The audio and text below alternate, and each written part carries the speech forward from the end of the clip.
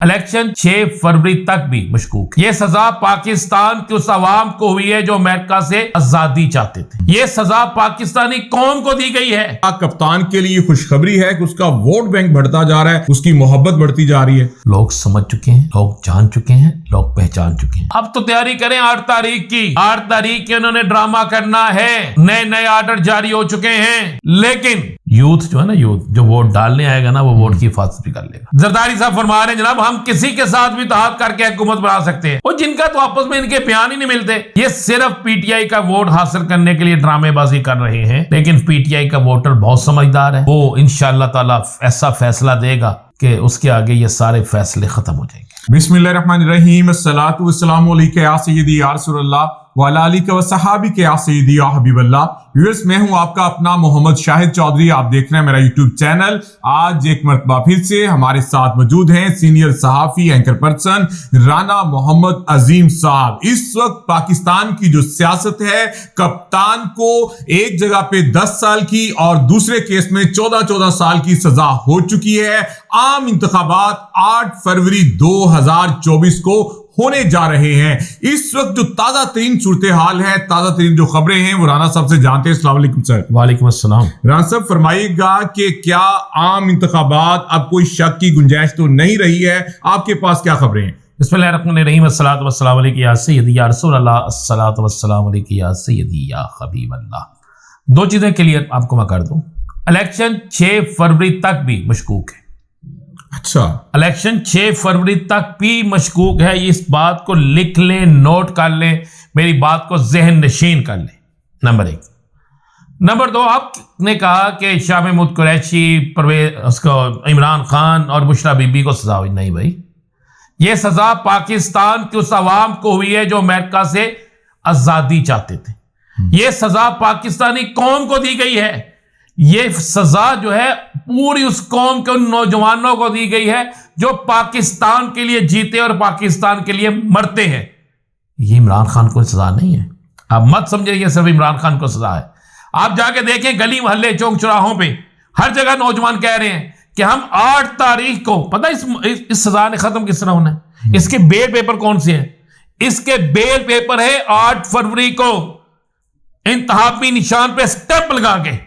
ये होना यार, इन्हें कहे कि अभी 2 और सजाएं दे लें, उसके बाद 3 और सजाएं दे लें, उसके बाद 4 और सजाएं दे लें, लेकिन ये कौम इन सजाओं से डरने वाली नहीं।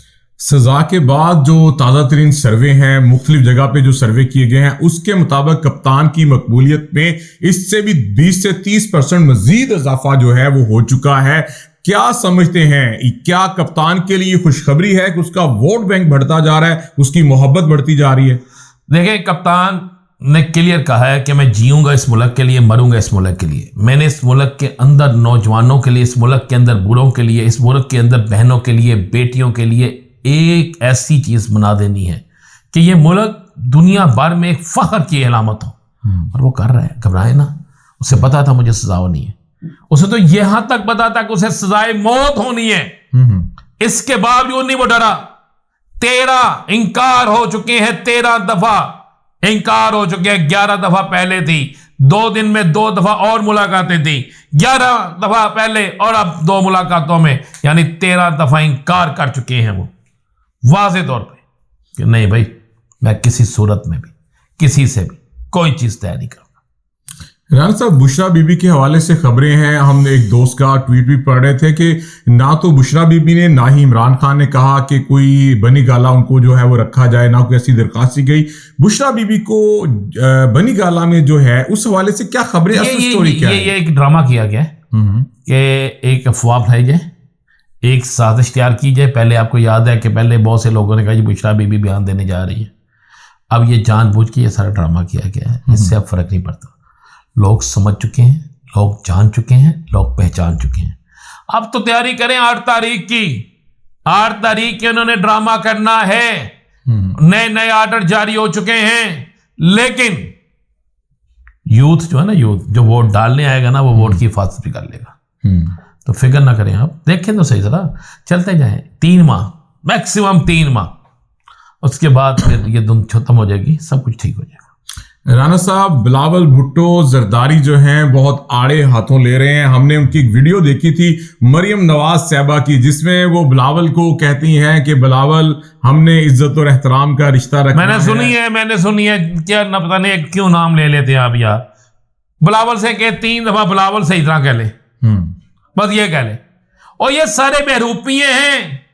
अगर ये बहरूपिये ना होते, बिलावल कह रहे जी मैं नवाज शरीफ से किसी सूरत नहीं मिलूंगा, उसका बाप कह रहा है, जरदारी साहब फरमा रहे हैं जनाब हम किसी के साथ भी इत्तेहाद करके हुकूमत बना सकते हैं।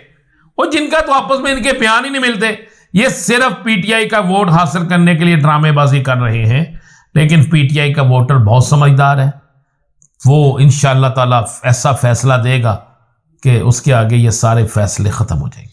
राना साहब, लाहौर शहर के अंदर जो है सनम जवेद जो हैं, अब वो इलेक्शन नहीं लड़ रही, उनकी वालदा, उनके बच्चे कल मियाँ शहजाद फरूक की इंतखाबी कैंपेन के लिए पहुंचे। और इस वक्त लाहौर की जो सूरत हाल है आप मुझसे भी ज्यादा बेहतर जानते हैं, क्या देख रहे हैं? 14 हल्के हैं लाहौर के। देखें, मेरी ना बड़े एक सीनियर तरीन सहाफ़ी, मेरे बड़े भाइयों की तरह, उस्ताद की तरह हैं, हम आपके भी हैं वो। मैंने उनसे बात की, उनका बड़ा अच्छा तज्ज़िया होता है। उन्होंने कहा अब तक 50-50 है, लेकिन कप्तान की सज़ा के बाद मैंने उनसे पूछा तो उसने कहा अब तहरीक इंसाफ 70 पे चले गई है। अच्छा, ये लाहौर में अब अगर मुनसफाना इलेक्शन हुए तो जमहूरियत होगी, अगर मुनसफाना इलेक्शन ना हुए तो फिर जमहूरियत को भी बाय बाय टाटा। राना साहब, आप मैं सवाल कहूंगा, आप कहेंगे आप क्या बात कर रहे हैं? अगर इलेक्शन हो गए, कोई भी पार्टी जीत गई, जो हुकूमत बनेगी कितनी देर चलेगी? जो हुकूमत बनेगी 3 माह से 6 माह तक, इससे ज्यादा नहीं चलेगी, चाहे किसी की भी हुकूमत हो, नंबर 1। और जिसकी हुकूमत भी बनेगी उसको लग पता जाएगा, मौजूद अवामी नफरत इतनी ज्यादा। देखें, आप बिजली के रेट बढ़ा दिए आपने, पेट्रोल की कीमतें बढ़ा दी आपने, आगे जाके मजीद बढ़ जानी है, किस तरह सर्वाइव करेंगे? बेड़ा गर्क कर दिया इस 17 से 18 माह में निगरान हुकूमत से पहले जो हुकूमत थी, वो यार सारा कुछ ले गए हैं, अब तो पल्ले कुछ नहीं है। अब मुस्लिम लीग नून के जरा मुझे मंशूर से निकाल के दिखाएं 300 मीटर, 300 यूनिट, 200 यूनिट बिजली जो कहते थे ना, निकाल के दिखाएं ना मुझे। नहीं तो फिर छोड़ दे, अब बहुत कुछ होने वाला है, इंतजार कर ले बस थोड़ा। राना साहब, मियाँ नवाज शरीफ मरियम बीबी की तकरीर बाद में क्यों करवाते हैं? इसलिए कि मियाँ नवाज शरीफ ने सबको बता दिया जी कि कोई शहबाज माइनस, हमजा माइनस और बहुत से लोग माइनस, अगर मेरे बात कोई है तो सिर्फ मरियम है। तो नून लीगियो सोचने का मकाम है, मरते रहो, लड़ते रहो, लेकिन लबना कख नहीं जाए। केपीके में परवेज खट्टर की क्या पोजीशन है? वो कहते हैं मैं वजीर आला बन रहा हूँ। वजीर आला किसी बोतल पे लिख देना हो जाएगा, 2-3 दफा उठ चुके थे, अगर उठा ले तो फिर समझे यार करने वाली बात करो। मुझे शाहिद चौधरी तुम्हारी समझ नहीं, किसी दिन मुझे ऐसे लगता है कि या तो तुम्हें बाबी ने मारा है, यहाँ तुम्हारी अकल पे पर्दा पड़ गया है। तुम किसको कह रहे हो? परवेज खट्टर वजीर आला सदके जामा यार। सर, कराची में क्या होने जा रहा है?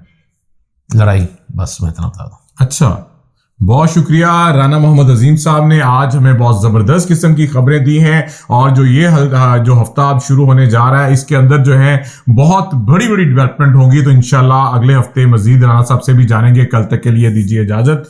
आज अल्लाह हाफिज़।